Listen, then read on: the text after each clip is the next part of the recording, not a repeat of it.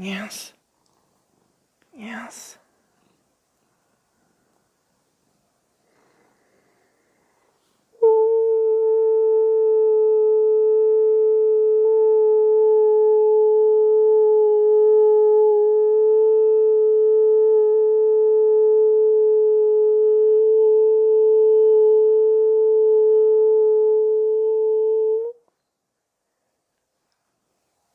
Yes. Yes. Yes.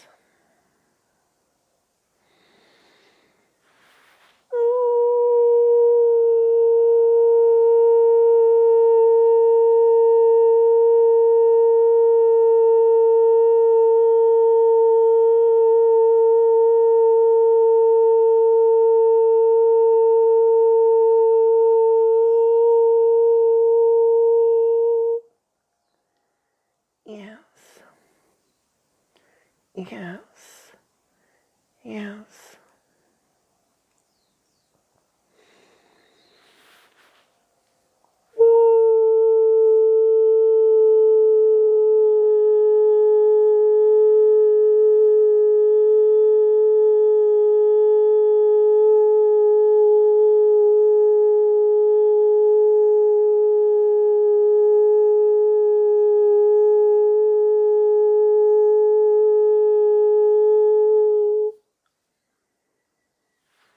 Yes. Yes. Yes.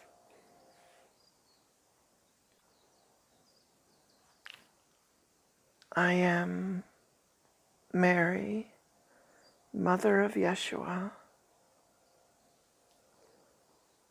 I am here to tell you a story. And it is a story of motherly love.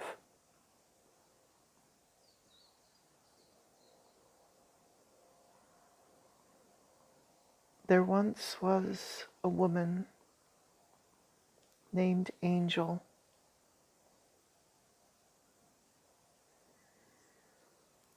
And Angel was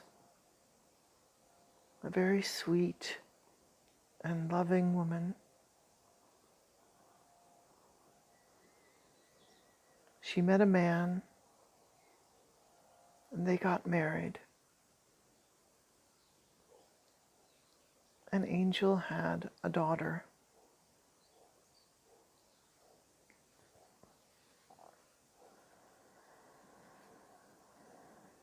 Her daughter's name was Eve.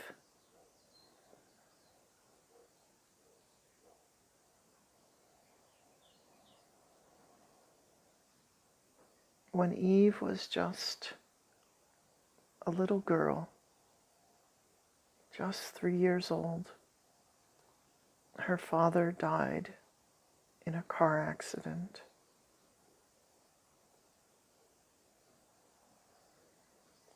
And Angel and Eve were on their own.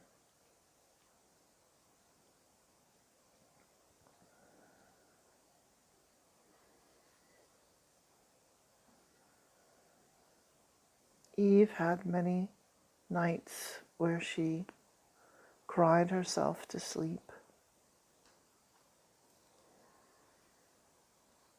An angel would be there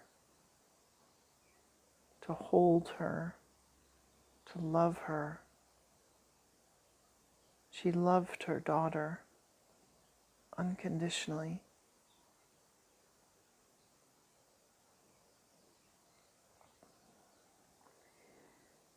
As a result of the accident, which was the other driver's fault, Angel received a huge settlement from the insurance company of the other driver.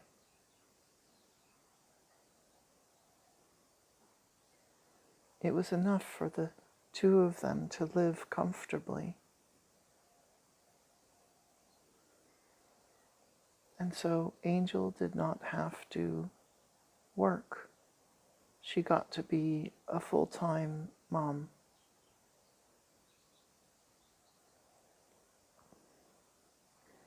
A couple of years after the death of Eve's father, she needed to go to school.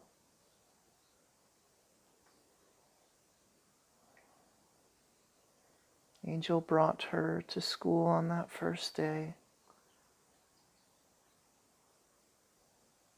And Eve was very sad. She did not want to be away from her mother. But she went to kindergarten.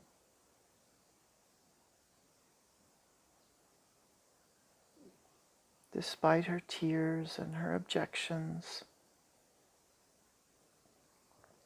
And she actually began to enjoy going to school. She made friends.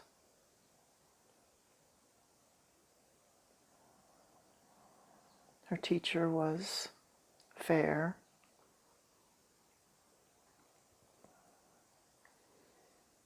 And she enjoyed playing at recess the most.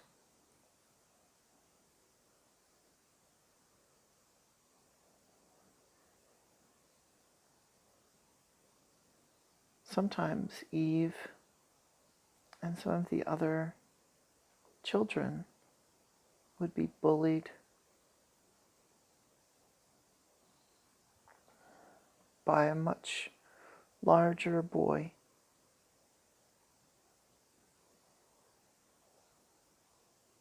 His name was Tommy.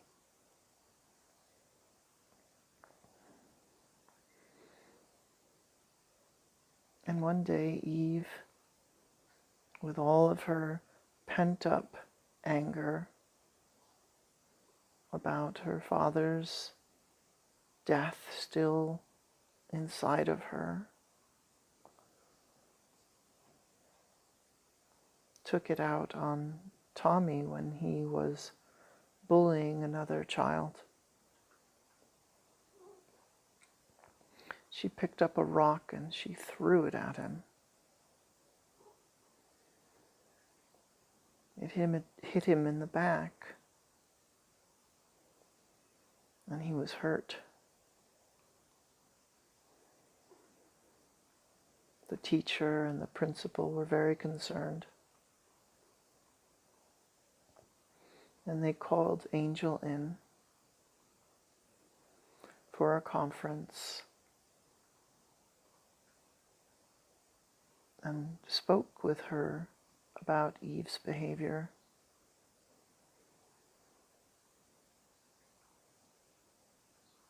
They asked Angel to punish Eve appropriately, and Angel swore that she would.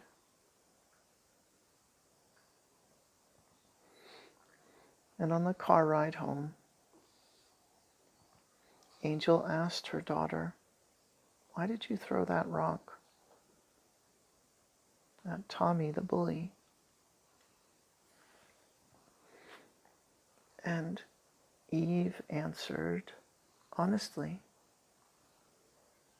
"He is a mean boy. I do not like him.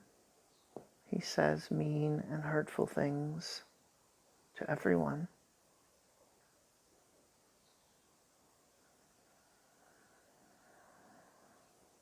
And Angel recognized that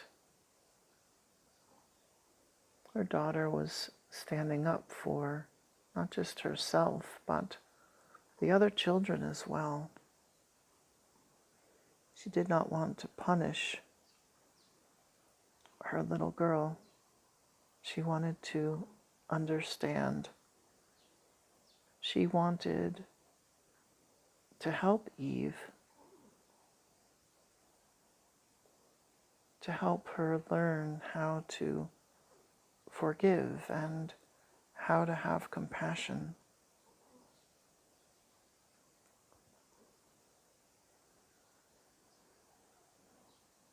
But Eve was still feeling a lot of anger, and she wasn't easy to reach. She started acting out at home as well, refusing to clean up after herself, refusing to eat her vegetables. She would be very difficult at bath time, and it was very hard for Angel to get her to brush her teeth. Eve was still carrying around so much pain from her father's death, and she didn't know how to deal with it.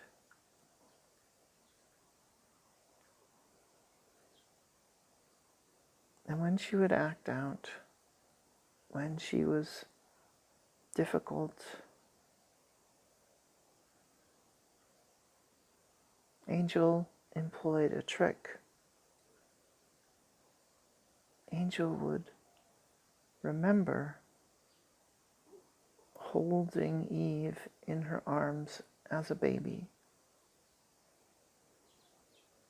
and the way that Eve would look at her with such love, and the way that Eve would smile at her.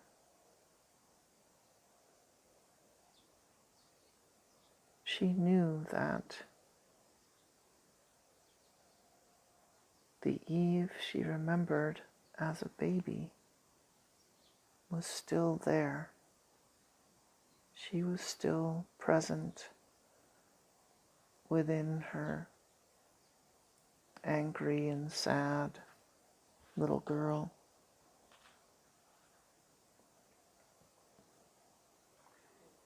And so she would hold that vision of Eve, and eventually Eve would come around.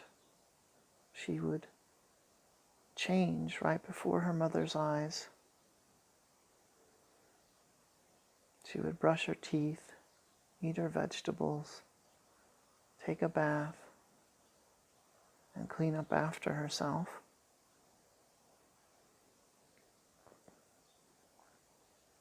And then finally they could talk about what was really bothering Eve.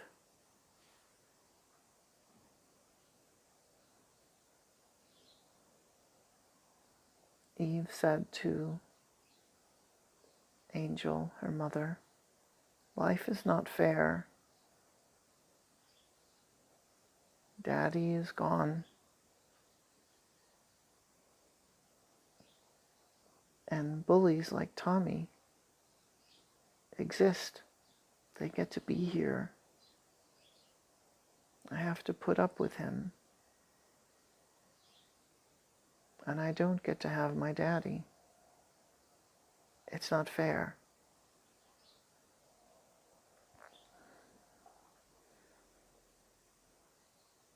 And Angel held Eve in her arms and agreed with her and said, "It's not fair. And it's good that you feel your feelings. It's good that you feel that anger.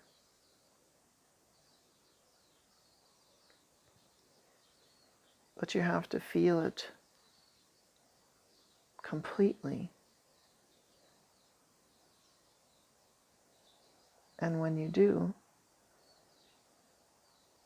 you will then be able to realize that, like you, Tommy has also experienced a lot of sadness. He has an older brother, as it turns out,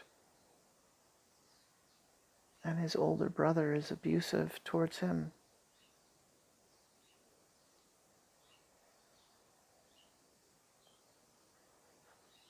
And then Eve looked at her mommy and said, "I did not know that."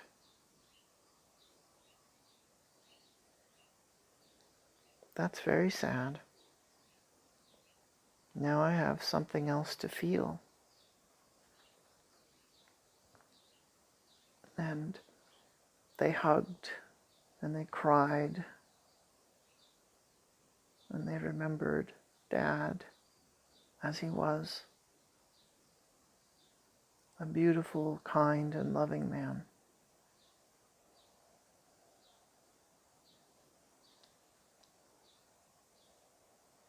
Eve continued to grow, and time passed. Before Angel knew it, she was a teenager. She was interested in boys, and she was on her cell phone quite a bit, texting with friends, posting her photos.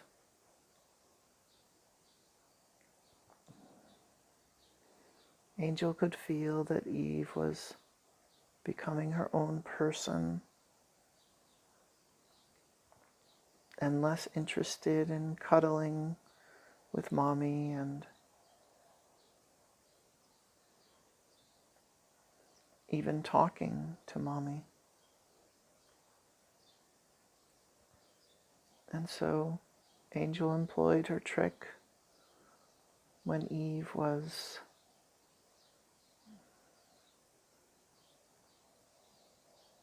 ignoring her and on her phone constantly. She remembered what little Eve was like as a baby, and she imagined holding Eve in her arms, seeing that love and joy in her eyes, and remembered hearing her laugh for the first time.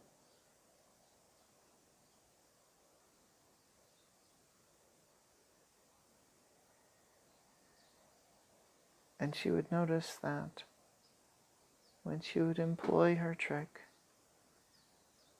Eve would start to change right before her eyes.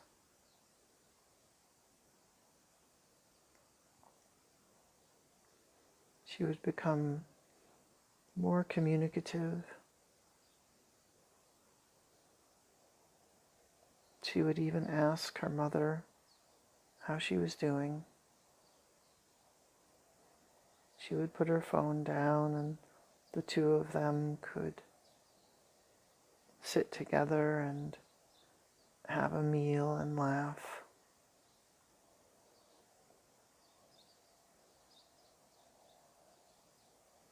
And then before Angel knew it, Eve was old enough to go off to a university. She got into a good one, and it was expensive. And so, with the insurance money dwindling down,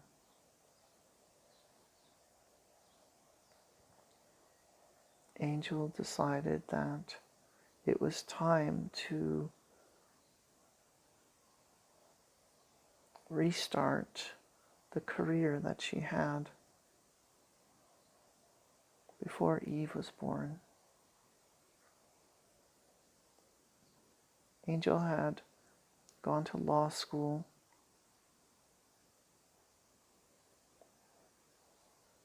and she was a lawyer, but she realized at this point in her life that she needed to be doing something that was fulfilling. She needed to feel that she was making a difference in the world. And so she applied for a job as a public defender.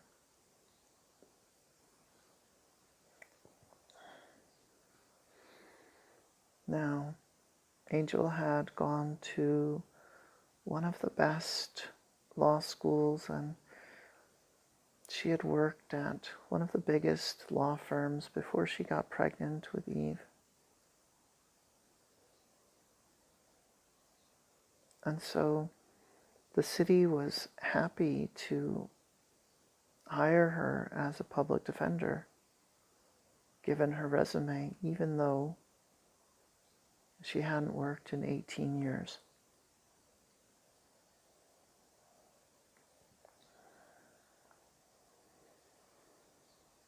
And Angel began to explore the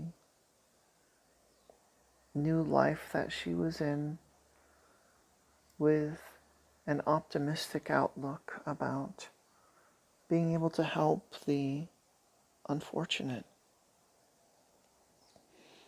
people who deserved good legal representation but couldn't afford it.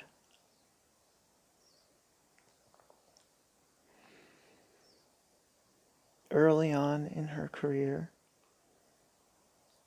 she did a lot of plea bargaining.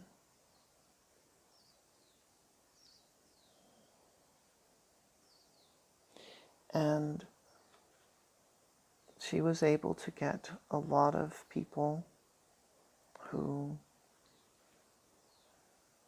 were certainly guilty lesser sentences.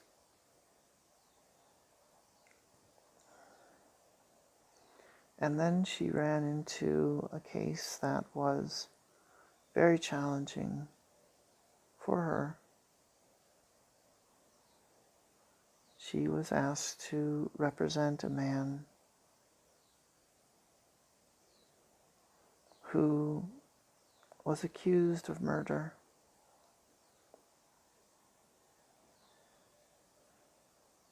And she was very reluctant to take the case at first.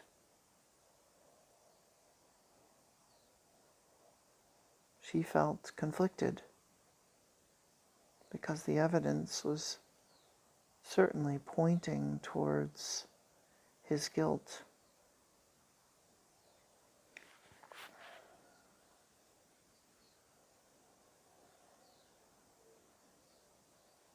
And yet she knew that this was her job and that she had signed up to do it. The man's name was Carlo. And she met with Carlo for the first time and asked him several questions about the night of the murder. He seemed proud of himself for having been able to murder someone. And he was disrespectful to Angel. He made lewd comments, sexual in nature, towards her. And she liked him even less after that first meeting. She drove home that night with a terrible feeling in the pit of her stomach.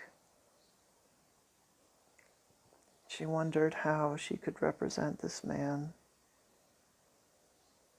a man who was obviously guilty and showed no remorse for what he had done.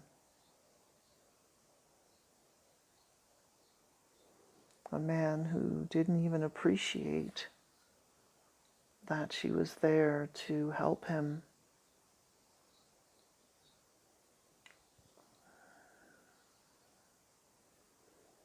And she went home that night and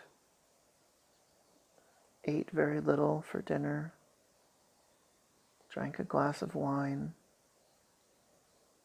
and as she lay in bed, she had that feeling in the pit of her stomach.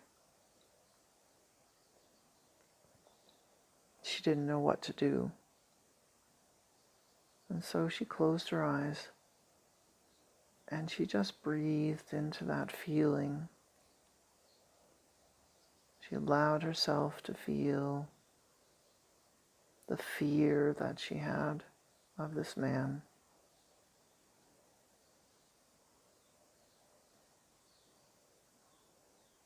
And then she allowed herself to feel the sadness for the other man, the man that he had murdered.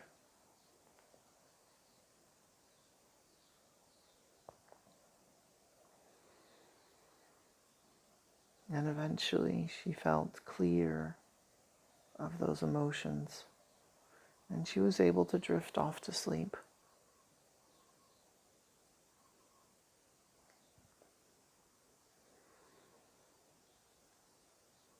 The next day, Angel had to start to prepare a case for Carlo. And her mind was clearer. She was able to see some things that she could not see before.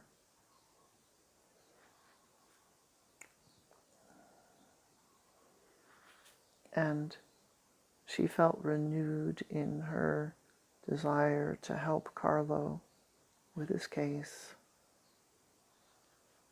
to maybe get him a good deal with the prosecutor so he wouldn't spend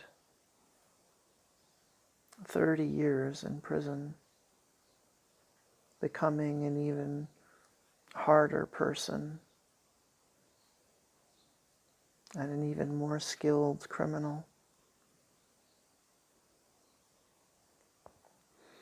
And so she had her strategy, her approach for getting Carlo a reduced sentence, and she went to him with it.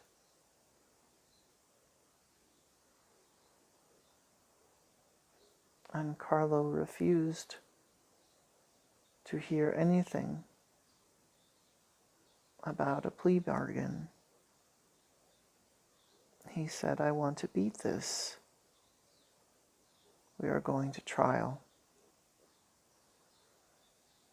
And Angel pleaded with him and said, "You know, I do not think that I can win this case for you.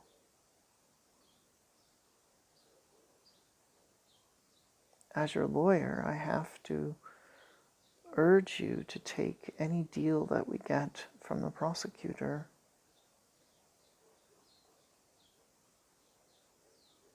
Carlo refused to hear anything of the sort.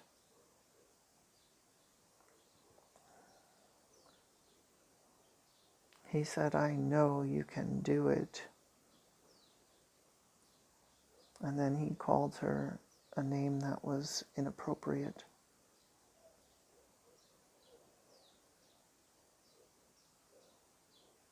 And again, Angel felt the anger and the fear and the sadness all welling up in her stomach. And she had to go and clear her emotions again before she could do anything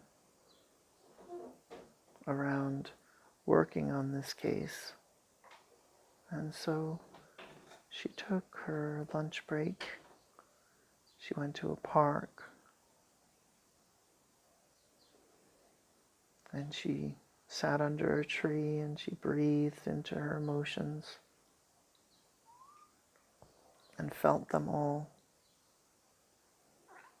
And then she saw a mother and daughter having a picnic together. And she remembered her life with Eve, especially those younger years when she was Eve's whole world. And then she remembered the trick that she would always employ when she had a hard time with Eve. She remembered holding Eve in her arms and looking into her eyes and seeing that beautiful innocence. And then she got inspired, and she knew that she could do the same with Carlo. She knew that she could do the same with all of her clients moving forward. She could see them as little babies, babies that could be held, babies that hadn't experienced any of the harsh and cruel circumstances of the world.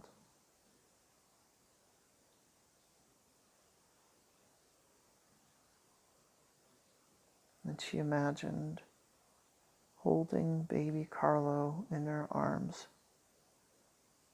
and looking into his eyes and seeing that innocence.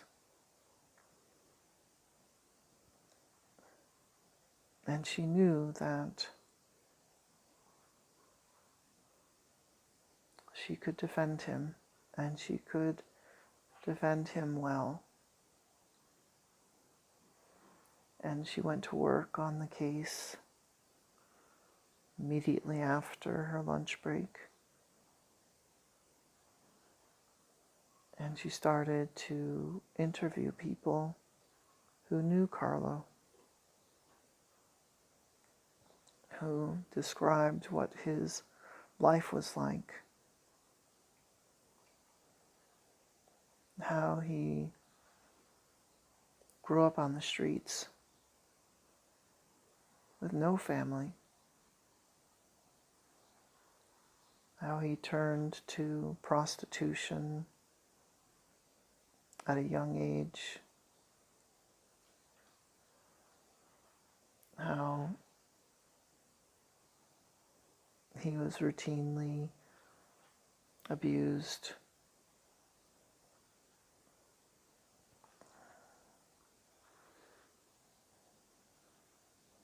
and all of the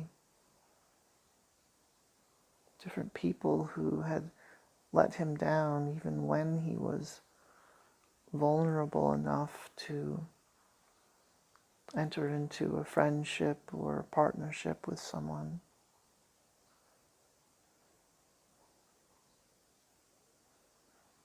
She could see now how he was no different from little Eve taking the rock and throwing it at the bully. She could see how the system needed to understand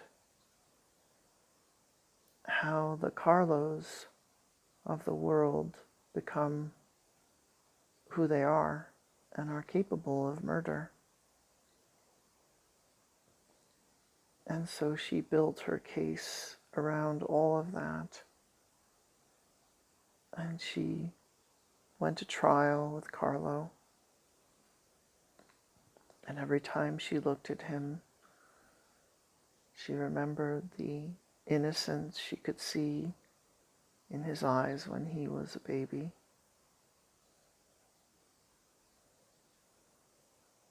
A baby that she would continue to imagine holding in her arms. And she noticed that soon Carlo wasn't being disrespectful to her, that he was actually kind to Angel that the time he was spending in prison, awaiting his trial, and during his trial, seemed to be good for him.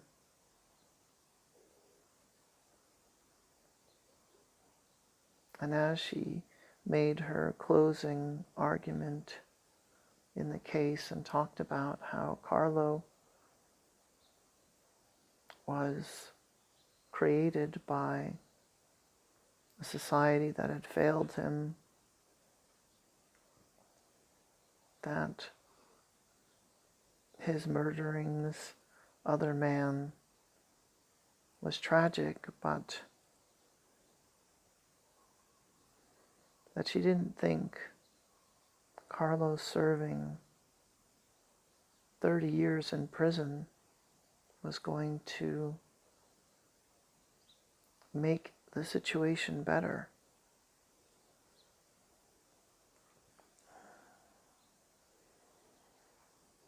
And as she spoke, it was the judge that she reached ultimately. The judge was a compassionate man. The jury came to a unanimous verdict, and Carlo was convicted of murder.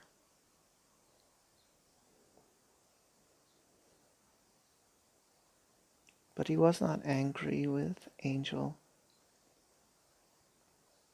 He saw how much she put into defending him. And at the sentencing, the judge took everything that Angel had said to heart.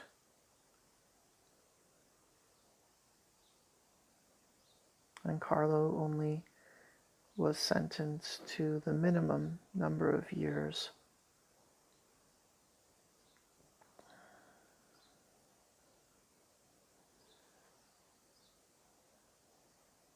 Angel went on to defend lots and lots of people who needed her help.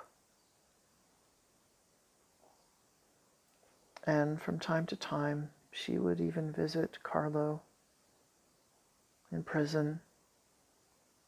They would talk about an appeal, but they both knew that it was really about just getting together. She needed to see him for who he really was, and he needed to be seen.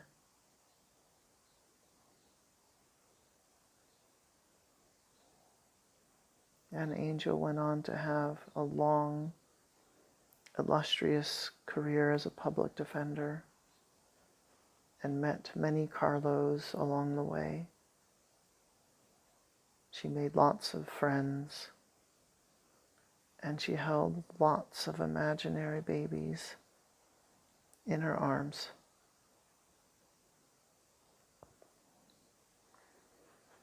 That is the end of the story. I am Mary, Mother of Yeshua, and I am here always for each of you. Please like, subscribe, share, and comment on this video.